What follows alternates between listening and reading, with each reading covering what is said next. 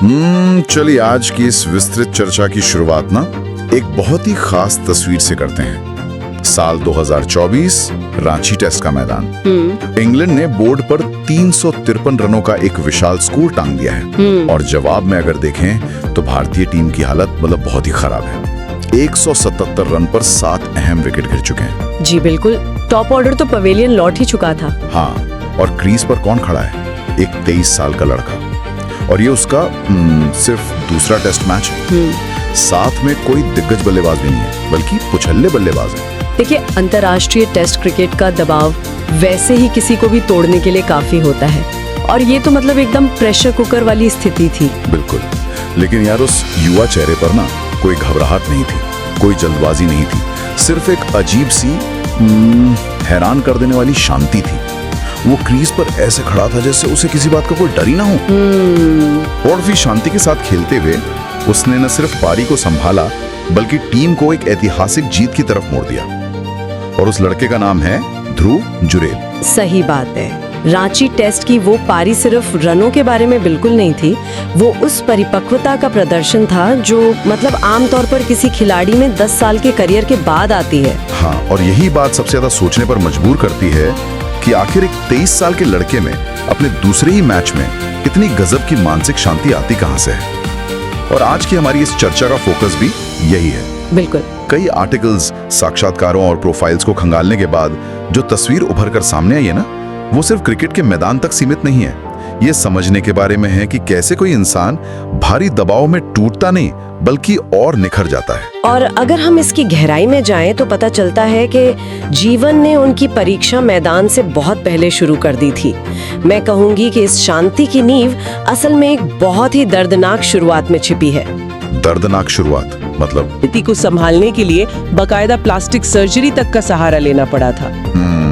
एक 5 साल का बच्चा इतनी बड़ी शारीरिक दुर्घटना और सर्जरी से गुजर रहा है उस उम्र में, तो मतलब शारीरिक और मानसिक आघात बहुत गहरा होता है यार। बिल्कुल होता है, और वहाँ से उठकर एलीट स्पॉट्स तक पहुँचना, जहाँ फिटनेस ही सब कुछ है, वहाँ तक का सफर तय करना ही अपने आप में किसी चमत्कार से कम नहीं लगता। सही बात है। और चुनौती सिर्फ उस चोट से उभरने की नहीं थी, उनके घर का जो माहौल था ना, वो भी एक अलग तरह की चुनौती पेश कर रहा था। अच्छा, घर का माहौल कैसा था? उनके पिता नेम सिंह जुरेल भारतीय सेना में हवलदार रह चुके हैं।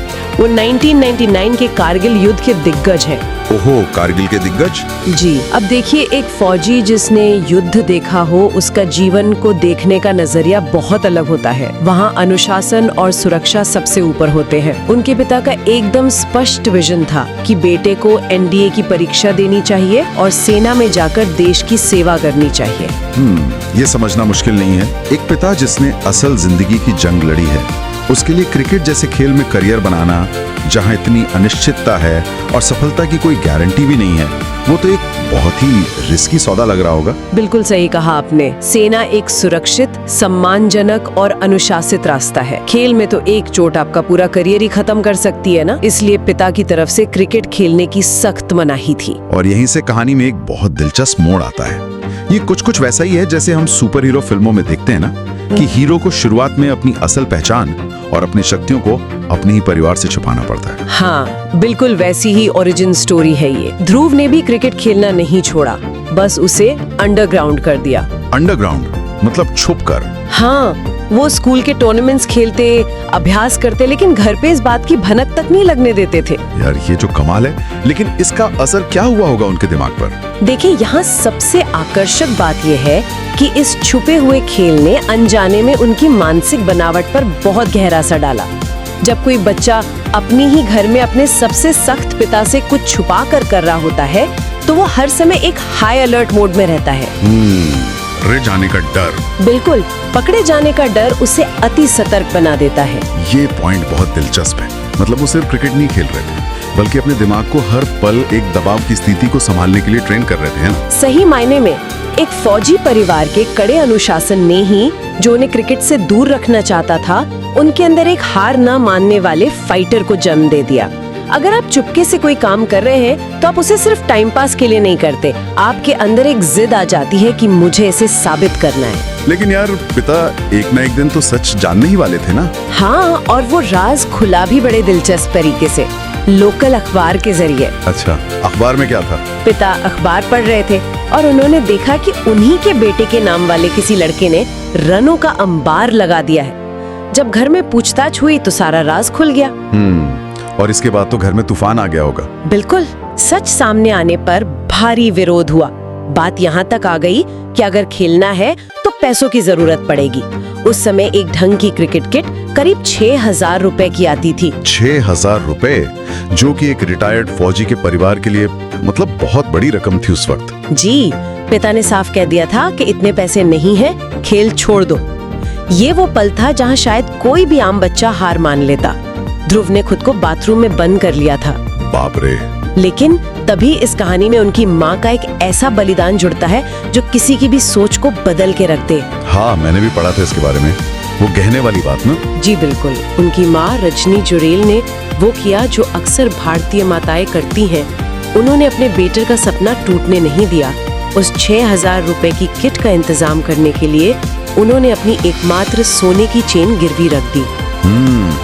इसे अगर हम थोड़ा रुककर समझे ना, जब किसी खिलाड़ी को पता हो कि उसके हाथ में जो बल्ला है वो उसकी माँ के गहने गिरवी रखकर आया है, तो यार उस बल्ले का वजन ना शारीरिक से ज्यादा मानसिक हो जाता है। बिल्कुल, मैं कहूँगी कि ये घटना किसी भी युवा के दिमाग की पूरी वायरिंग को बदल देती है। ऐसे में क्रिकेट सिर्फ एक शौक या खेल नहीं रह जाता।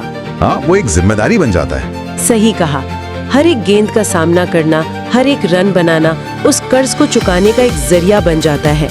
इस तरह के भावनात्मक भार से एक ऐसा लेजर शार्प फोकस पैदा होता है जिसे फिर कोई बाहरी स्लेजिंग या स्टेडियम का शोर आसानी से नहीं तोड़ सकता।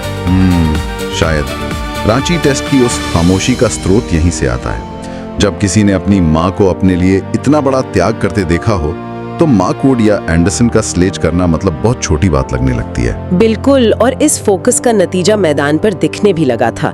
कुछ समय बाद कूच बिहार ट्रॉफी में ध्रुव ने 150 रनों की एक बेहद शानदार पारी खेली। 150 रन? जी, और इसके बाद उनके पिता का जो रिएक्शन था ना, वो पूरी तरह से अप्रत्याशित था। अप्रत्याशित? क्या किया उन्होंने? पिता ने अचानक जाकर ध्रुव के लिए पासपोर्ट बनवाने का अपॉइंटमेंट ले लिया। यार ये हिस्सा मुझे सच में सबसे ज्यादा हैरान करता है। जब ध्रुव ने खुद चौंक कर हंसते हुए पूछा होगा कि अभी पासपोर्ट की क्या जरूरत है, तो पिता का जवाब क्या था? पिता ने पूरे आत्मविश्वास से कहा कि अंडर 19 वर्ल्ड कप दक्षिण अफ्रीका में होने वाला है, तुम्हें इस पासपोर्ट की जरूरत पड़ेगी। जबकि उस समय वर्ल्ड कप 2 साल दूर था। मतलब क्या ये एक गजब की विडंबना नहीं है कि जो पिता शुरुआत में क्रिकेट के सबसे ज्यादा खिलाफ थे, वही अचानक उनके करियर के सबसे बड़े और दूरदर्शी विजनरी बन गए? अगर हम इसे बड़ी तस्वीर से जोड़कर देखें तो ये मनोविज्ञान का एक बहुत अच्छा उदाहरण है। विरोध अक्सर किसी नफरत से नहीं बल्कि चिंता से पैदा होता है। हाँ, वो अपने बेटे के भविष्य को लेकर डरे हुए थे। बिल्कुल, लेकिन जब उन्होंने कूच बिहार ट्रॉफी में वो 150 रन की पारी देखी तो उन्हें समझ आ गया कि ये सिर्फ कोई बचपना नहीं है। उन्होंने अपने बेटे के समर्पण में शायद उसी फौजी जुनून को देख लिया जो सेना में होता है। और एक बार जब वो डर विश्वास में बदल गया तो उनका समर्थन पूरी तरह से अटूट हो गया। और जब किसी को अपने परिवार का ऐसा अटूट विश्वास मिलता है ना, तो खिलाड़ी का आत्मविश्वास अपनी सीमाओं को पार कर जाता है। और परिवार का ये अटूट विश्वास किसी भी इंसान के लिए ना एक रॉकेट फ्यूल का काम करता है। लेकिन यहाँ एक और एंगल है जिस पर हमें बात करनी चाहिए। जी बताइए।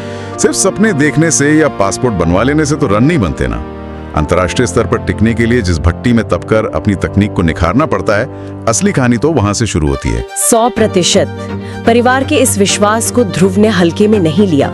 उन्होंने इसे अपनी ट्रेनिंग में पूरी तरह झोंक दिया और उस भट्टी का नाम था राजस्थान रॉयल्स की अकादमी, जहां कोच जुबिन भरूचा के मार्गदर्शन में उनकी ट्रेनिंग हुई, राइट? हाँ, हम अक्सर सुनते हैं कि खिलाड़ी नेट्स में बहुत पसीना बहाते हैं, लेकिन जो ट्रेनिंग ध्रुव ने की वो इंसानी शारीरिक क्षमताओं की चरम परीक्षा थी। ठीक है, आइए इसे समझते हैं। मैंने पढ़ा कि वो नेट्स में दिन में 7 से 8 घंटे लगातार बल्लेबाजी करते थे और एक दिन में 140 ओवर तक का सामना करते थे। जी बिल्कुल, 140 ओवर।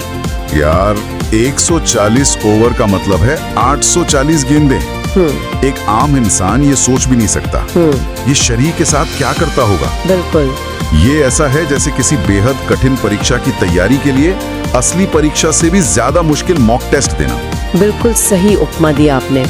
ये ट्रेनिंग शारीरिक थकान की उस सीमा को पार करने के लिए डिजाइन की गई थी जहां मांसपेशियां जवाब दे जाती हैं। देखिए, जब कोई बल्लेबाज 100 ओवर खेल चुका होता है तो हाथ पत्थर की तरह भारी लगने लगते हैं, पैरों का मूवमेंट एकदम धीमा हो जाता है। असली ट्रेनिंग उसी पॉइंट से शुरू होती है।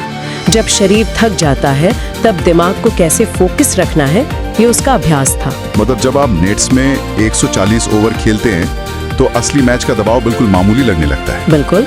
और बात सिर्फ गेंदों की संख्या की नहीं थी, गेंदों की क्वालिटी को समझना भी उतना ही जरूरी है।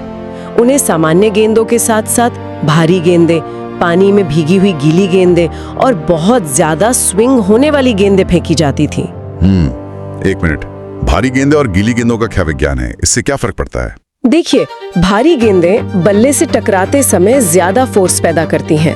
इन्हें लगातार खेलने से कलाइयों और बाजुओं में वो ताकत आती है जो बड़े शॉट खेलने के लिए चाहिए। अच्छा, और गीली गेंदें? जहाँ तक गीली गेंदों की बात है, जब कोई गीली गेंद पिच पर गिरती है तो वो बहुत तेजी से स्किड करती है, यानी उसका उछाल और गति पूरी तरह अनिश्चित हो जाती है। दिमाग को इस अनिश्चितता पर रिएक्ट करने के लिए सिर्फ कुछ मिलीसेकंड का समय मिलता है। तो ये न्यूरल पाथवे को रिवायर करने और रिफ्लेक्स एक्शन को तेज करने जैसा है? बिल्कुल। इसके साथ ही बल्लेबाजी कोच विक्रम राठौर ने इस तकनीकी ट्रेनिंग में मानसिक दृढ़ता का तड़का भी लगाया। उन्होंने सिखाया कि तकनीक तभी काम करेगी जब दिमाग पूरी तरह से खाली और शांत हो। और इस कड़ी ट्रेनिंग का असर साफ दिखा। उनकी तकनीक की तुलना अजिंक्य रहाणे की कॉम्पैक्टनेस से की जाती है। हाँ, उनका बैकफुट गेम बहुत ही शानदार है। एक हल्का सा फ्रंट फुट प्रेस और फिर एक छोटा सा बैकफुट शफल। और इसका सबसे बड़ा उदाहरण तब दिखा जब मार्क वुड जैसे खतरनाक तेज गेंदबाज ने उन्हें 91 मील प्रति घंटे की रफ्तार से बाउंसर फेंकी। 91 मील प्रति घंटे की रफ्तार पर ना गेंद पलक झपकते ही सिर के पास होती है। वहाँ सोचने का समय नहीं होता। उस बाउंसर पर जो शानदार अपर कट छक्का उन्होंने जड़ा, वो कोई तुक्का नहीं था। हाँ, वो उसी 140 ओवर की ट्रेनिंग की मसल मेमोरी का नतीजा था। बिल्कुल। उनकी ट्रेनिंग का एक और पहलू है जिसने बहुत ध्यान खींचा, और वो है विकेट कीपिंग। जब उन्हें लॉर्ड्स के ऐतिहासिक मैदान पर चोटिल ऋषभ पंत की जगह कीपिंग करने का मौका मिला, तो दिनेश कार्तिक ने उनका एक बहुत ही तकनीकी विश्लेषण किया था। हाँ, मैंने वो विश्लेषण देखा था। वो बहुत महत्वपूर्ण है क्योंकि ये बताता है कि छोटी छोटी तकनीकी बातें कैसे बड़ा अंतर पैदा करती हैं। दिनेश कार्तिक ने पॉइंट आउट किया था कि यूरेल का कीपिंग स्टांस ऋषभ पंत की स्टांस से काफी नीचा है। जी, यहाँ मुझे थोड़ा और समझने की जरूरत है। स्टांस के नीचे होने और पैरों की पोजीशन से असल में क्या बदलता है? मैं समझाती हूँ। पंत विकेट कीपिंग करते समय अपना दायां पैर शरीर के काफी करीब रखते हैं। इसके विपरीत जुरेल अपना दायां पैर स्टंप्स के काफी बाहर की तरफ रखते हैं। ओके। इसका सीधा सा विज्ञान सेंटर ऑफ ग्रेविटी से जुड़ा है। दायां पैर बाहर रखने से जुरेल का बेस या आधार बहुत चौड़ा हो जाता है। लेकिन यार, क्या इससे उनकी चपलता कम नहीं होती? मतलब डाइव मारने में दिक्कत नहीं होती? नहीं, बल्कि ये उन्हें असाधारण संतुलन देता है, खासकर इंग्लैंड की पिचों पर जहां गेंद आखिरी समय में बहुत ज्यादा स्विंग या टर्न होकर विकेटकीपर के पास आती है। चौड़े बेस की वजह से उनका गुरुत्वाकर्षण केंद्र नीचे रहता है, जिससे उनका सिर एकदम स्थिर रहता है, और सिर स्थिर रहने से गेंद को ट्रैक करना आसान हो जाता है। और जब डाइव लगाने की नौबत आती है तो शरीर का संतुलन बिल्कुल नहीं बिगड़ता। यार, ये तकनीकी बात बहुत ठोस है, लेकिन यहाँ बात सच में बहुत दिलचस्प हो जाती है। मुझे यहाँ एक बात खटकती है। क्या? क्रिकेट के इतिहास में ना ऐसे सैकड़ों खिलाड़ी आए हैं जिनकी तकनीक एकदम परफेक्ट थी, किताबी थी, लेकिन जब वो 50,000 दर्शकों के सामने खेलते थे तो फेल हो जाते थे। बिल्कुल ऐसा होता है। तो क्या ऐसा नहीं है कि जुरेल को जो चीज पंत या दूसरों से अलग बनाती है वो उनका ये चौड़ा स्टांस नहीं, बल्कि उनका शांत टेम्परामेंट है, जैसा कि रवि शास्त्री और नासिर हुसैन जैसे दिग्गजों ने भी नोट किया था? इससे एक बहुत महत्वपूर्ण सवाल उठता है, और आपका अवलोकन एकदम सटीक है। असल में तकनीक और मानसिक शांति एक दूसरे के पूरक हैं। आप कितनी भी अच्छी तकनीक सीख लें, अगर दबाव के क्षणों में आप पैनिक कर जाते हैं तो मांसपेशियां सिकुड़ जाती हैं और फुटवर्क काम करना बंद कर देता है। यानी अगर दिमाग शांत नहीं है तो 140 ओवर की ट्रेनिंग भी बेकार है। 100%। जुरेल की खासियत यही है कि 177 रन पर 7 विकेट गिरने के बाद भी उनका दिमाग इतना शांत रहता है कि शरीर को वह सब करने की इजाजत मिल जाती है जो उसने नेट्स में सीखा है। वो भारी और गीली गेंदों का अभ्यास, वो चौड़ा कीपिंग स्टैंस, ये सब मैच में तभी काम आते हैं जब दिमाग उन पर भरोसा करे। ये दोनों का एक बहुत ही दुर्लभ संयोजन है। और ये संयोजन रांची टेस्ट में अपने पूरे चरम पर दिखा।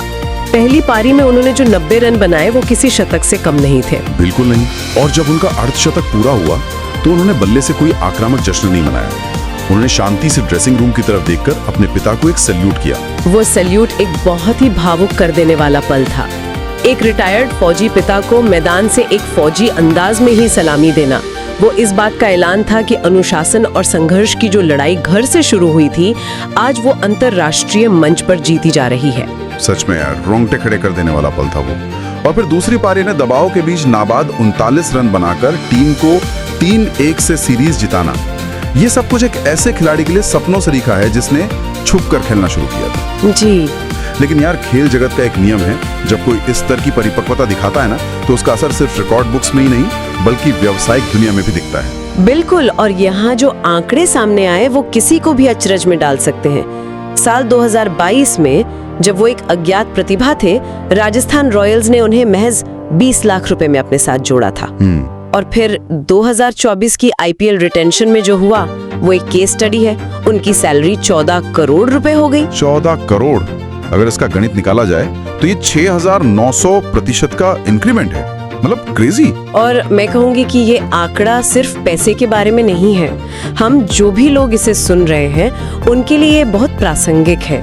ये किसी भी क्षेत्र में रिटर्न ऑन इन्वेस्टमेंट यानी मेहनत के सही परिणाम का एक जीवंत उदाहरण है। हाँ, ये सिर्फ क्रिकेट की बात नहीं है। बिल्कुल। जब कोई अपनी स्किल्स पर इस हद तक फोकस करता है, 140 ओवर पसीना बहाना, भारी गेंदों का दर्द सहना, तकनीक की बारीकियों को समझना, तो बाजार उस हुनर की कीमत तय करता है। ये 6,900% का उछाल रातों रात नहीं आया। तो इस सब का असल में क्या मतलब है? अगर इस पूरी चर्चा को समेटा जाए, एक ऐसा बच्चा जो हादसे का शिकार हुआ, जिसके पिता ने खेल का सख्त विरोध किया, एक ऐसी माँ जिसने बेटे के सपने के लिए अपने गहने गिरवी रख दिए, और फिर छुपकर खेलने से लेकर नेट्स में बहाए गए पसीने और 14 करोड़ के स्टार बनने तक का सफर। ये सफर बताता है कि विपरीत परिस्थितियां किसी के रास्ते को हमेशा के लिए बंद नहीं करती। फोकस और अनुशासन से कुछ भी हासिल किया जा सकता है। बिल्कुल। लेकिन जाते जाते एक ऐसा विचार जो शायद इस पूरी चर्चा के बाद हमें और आपको सोचने पर मजबूर कर दे। वो क्या है? हमने इंग्लैंड के खिलाफ उनके शानदार प्रदर्शन की बात की, लेकिन अगर नजर दौड़ाई जाए ऑस्ट्रेलिया ए के खिलाफ हाल ही में हुए उनके प्रदर्शन पर। ओह, वो एक बहुत ही चुनौतीपूर्ण दौरा था। हाँ, ऑस्ट्रेलिया की उन मुश्किल और तेज उछाल वाली पिचों पर जहां हमारे बाकी स्थापित बल्लेबाज संघर्ष कर रहे थे, ध्रुव जुरेल ने 80 और 68 रनों की बेहद शानदार पारियां खेली। और ये पारियां दिखाती हैं कि उनका बैकफुट गेम और बाउंस को खेलने की जो तकनीक नेट्स में तैयार की गई थी, वो विदेशी पिचों पर कितनी कारगर है। और यही सोचने पर मजबूर करता है, क्या विदेशी पिचों पर ध्रुव जुरेल सिर्फ एक बैकअप विकेटकीपर नहीं बल्कि भारतीय टेस्ट टीम के सबसे भरोसेमंद बल्लेबाज बन सकते हैं, यहाँ तक कि हमारे स्थापित सुपरस्टारों से भी ज्यादा? ये एक बहुत ही बड़ा सवाल है। बिल्कुल। अगली बार जब ध्रुव जुरेल क्रीज पर उतरेंगे तो सिर्फ उनके रनों को मत देखिएगा, बस रांची टेस्ट की उस खामोशी और उनके चेहरे की उस अचूक शांति को याद कीजिएगा। आज की इस चर्चा में इतना ही।